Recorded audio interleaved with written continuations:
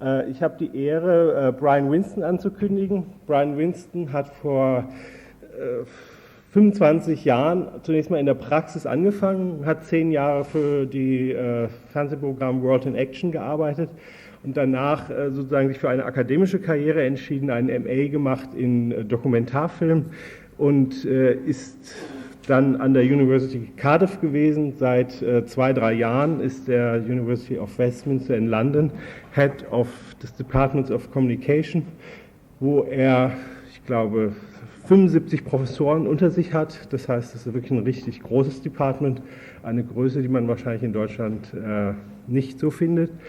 Und Brian Winston hat sich vor allen Dingen auch sehr engagiert dafür eingesetzt, die neue Dokumentarfilmtheorie, die eben auch von Leuten wie in den USA Bill Nichols oder auch Uricchio, der ja heute Vormittag auch noch kommen wird, oder Reynolds vertreten wird, in England auch bekannt zu machen und hat natürlich da auch eine Ausstrahlung nach Deutschland. Und er hat ungefähr 1 Dutzend Bücher inzwischen publiziert, davon 4 über Film. Das bekannteste ist sicher Claiming the Real, wo er mit Grierson hart ins Gericht geht. Aber auch zum Beispiel Technology of Seeing ist eine weitere Publikation, die in England erfolgt ist. So, Brian, I just told you a little bit the brief, the biography. I could follow just. It was obviously revealing that I can't hold down a job. Anyway, the reason I'm using this fancy technology is that I didn't write this before I came, so it'll probably all collapse, and I'll just have to say all sorts of things off the top of my head. Anyway, the situation is, as far as I'm concerned, that I thought I knew what we were talking about yesterday, but by lunchtime I thought I understood the problem of culture-film at the end of the first 3 papers. But as the day progressed, I became less and less sure about this. So my solution is that I'm going to pretend that I got it right by yesterday lunchtime, and with your forgiveness, I shall ignore my afternoon confusions and proceed on what is, no doubt, a false set of premises. The thought occurred to me yesterday that first, Kulturfilm embraced what we would call in English all or most of non-fiction cinema. And the second thought was that in Germany, UFA and others funded Kulturfilm to produce a bewildering array of film types. Now, if this is so, then I think I can relate it to Grierson's project in Britain. If it's not so, I'm sure you will lose no time in telling me when I finally sit down. So here's my paper. I'll add a phrase to my title. I want to call it Paying the Piper, the realist film in the service of the state. But I will, of course, still take Britain as my case study. John Grierson, the undoubted father of the British documentary film movement, articulated a particular vision of non-fiction film, which he also had considerable difficulty defining. Eventually, in 1933, he came up with the famous phrase, the creative treatment of actuality. Now, there's an endless argument about what he might or might not have meant by this, especially given that he was an idealist philosopher educated at the ancient University of Glasgow. But for us lesser mortals, from the outset, there was no question that the phrase on its face was massively contradictory. What, after all, can be left of actuality after you have creatively treated it? However, the definition needs to be taken cum grano salo. I have always favored the view that Grierson was merely feeling his way towards a proposition he could sell, a proposition which would allow him to make films, nothing more and nothing less. Therefore, his vision of documentary was a species of a bricolage, a raid on the amorphous world of non-fiction to break out a specific subset of more or less, actually less, identifiable filmmaking characteristics which he could label as something he called documentary. The most vital aspect of this, for Grierson, of course, was that documentary was not science fiction film, was not scientific film. It was not ethnographic film, and most important of all, since these next ones were commercially viable, it was not travelogue, and it was not newsreel. Documentary was a great word to hit on. For centuries, document had been a legal term in English. Now it was being used in a variety of languages to describe various non-fiction film types. In English, it had been applied by the photographer Curtis to film as early as 1915, 1916. Grierson himself was using the term, as we all know, as an adjective to characterize Flaherty's work by the mid-1920s. Nevertheless, to sell his big idea, he had to suggest that documentary was uniquely powerful as a tool of public enlightenment, a phrase I'm happy to use in this room, and that therefore it ought to be as supported by the government therefore it ought to be supported by the government and other public bodies. The reason for this was straightforward. The industry was already funding newsreel and travelogues, and other specialized uses, scientific film, etc., were too limited to satisfy Grierson's ambition. Without the promise of public education, he would have not got the money. Moreover, he was promising specifically to use film to sell the empire, a very curious thing for a supposed radical to be doing, even in the late 20s and early 30s. A lesser public relations genius than old John, I don't think he's a very good filmmaker, but as a PR man, he was an all-time great. A lesser public relations genius than John Grierson would have had difficulty in doing this, in trying to sell the empire while remaining a progressive figure. He managed, however, to do that.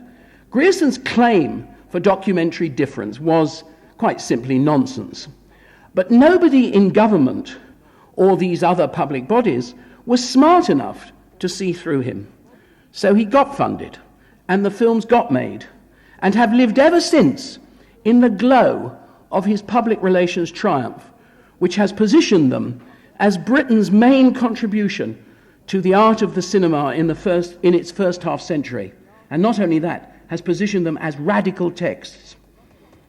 I say his position was nonsense because first, he failed to sell the empire, which was transformed as a last throw by British imperialists into the Commonwealth by 1934 and abandoned altogether a decade or so later.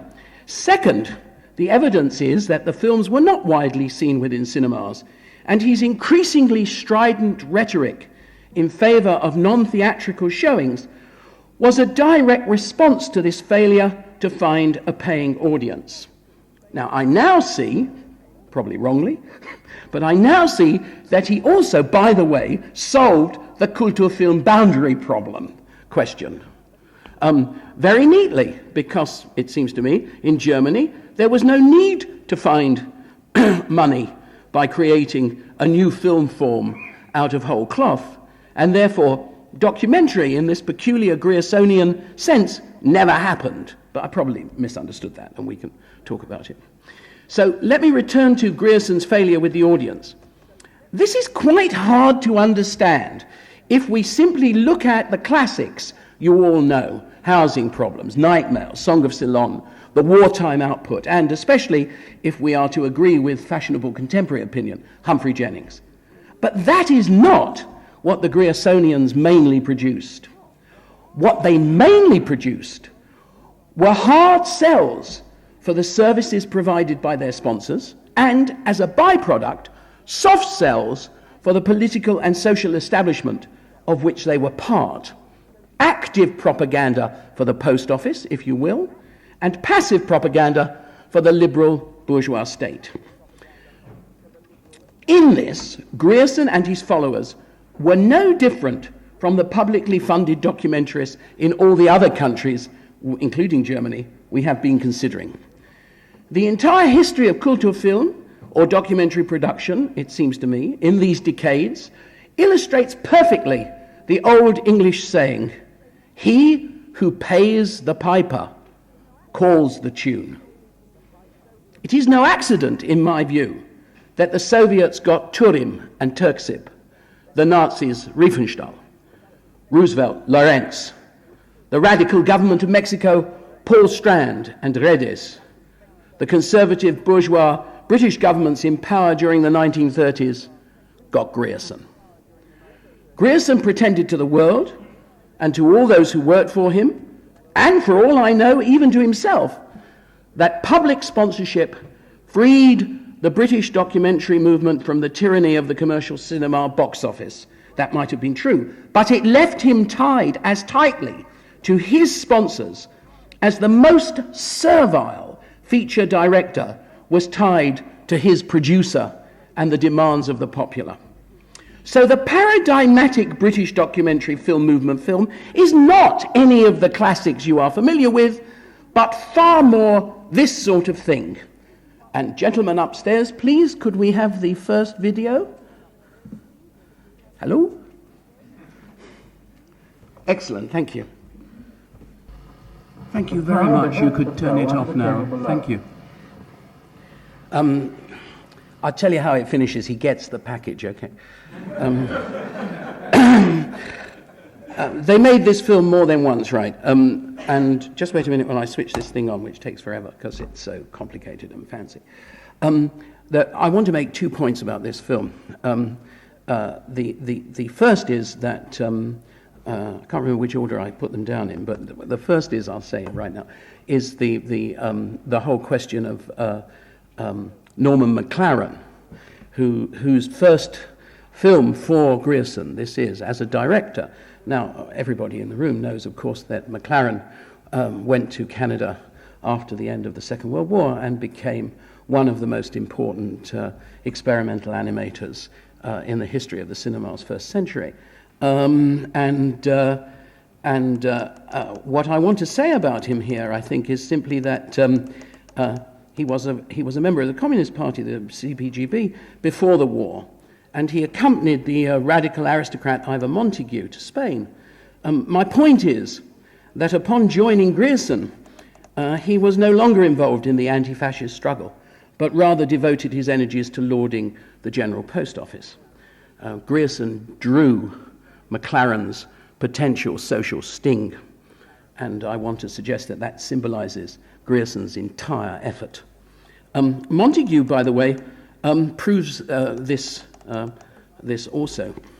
He remained outside of Grierson's influence and was part instead of a small but persistent group of engagé filmmakers who made films that, because of sponsors, Grierson couldn't and didn't make. So instead of housing problems with the gas company offering easy solutions to the problems of the slums, the left provided admittedly crude but nevertheless vital coverage of rent strikes and hunger marches. In fact, Montagu and the others in the Film and Photo League provided a virtual parallel archive of titles to the Grierson archive, as Bert Hogenkamp has so brilliantly demonstrated over the years.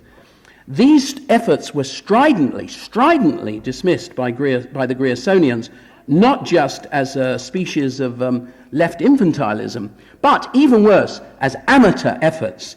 Some were even shot on 16mm, proof to the Griersonians of their ineffectualness. The second point is that the wages provided by the sponsor cost the Griersonians dear. The money required nothing less than the films, in my favorite phrase from Arthur Corder Marshall, a contemporary critic, that the films run away from social meaning. The running away from social meaning seems to me to be absolutely the point. Just think in the news for the Navy about the accents of the young couple, accents being, as you know, a crucial mark of class in Britain, especially at this time. They're both trying for Cockney. The young woman begins by sounding fairly Cockney, but she loses that when talking to her mother, and the house is sure as hell not the sort of house where she would be fiancéed to an able seaman called Bert Higgins. Bert Higgins, by the way, actually sounds quite often in the film like an admiral rather than a sailor, although he also starts off quite well as a Cockney.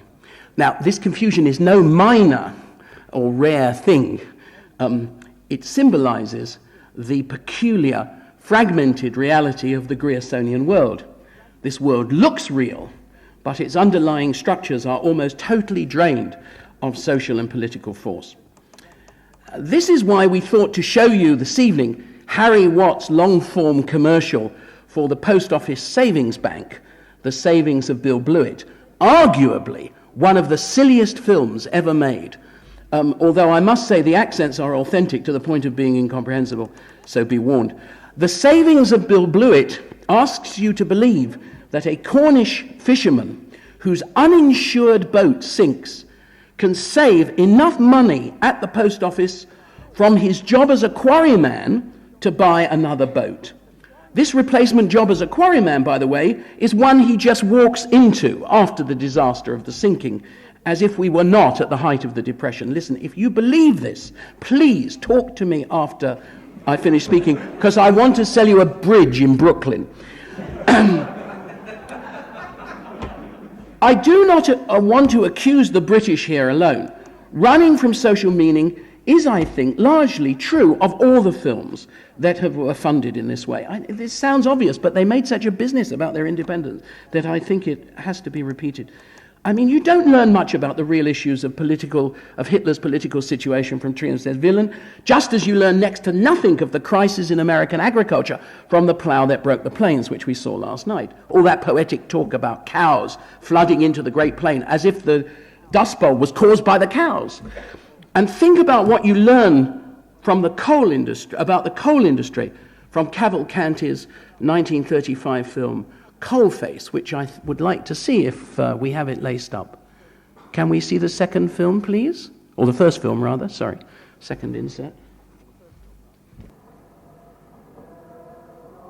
Actually happening is a blunting of the potential of film as an instrument of social change. And I'm not making a value judgment about whether that's a good or a bad thing. What I'm saying is that Grierson was always going on about being in a pulpit and winning over the mind of a generation, so he thought it was a good thing. That was one of the ways in which he sold it, at least to his left-wing constituents. But if we compare this film to, say, Misère au Borinage, which we're also going to see later on today, I think, we can see that there is something approaching an almost facile avoidance of social meaning in Coalface. I mean, let's just take, for example, the mention of the injuries to the miners. There are two sentences about injuries. But the commentary does this using the same flat rhetoric it deploys to spew forth production statistics. It occurs to me as a filmmaker that the rate at which miners were being injured was so high, according to the commentary, that it must have been quite difficult to avoid filming an accident. But they managed.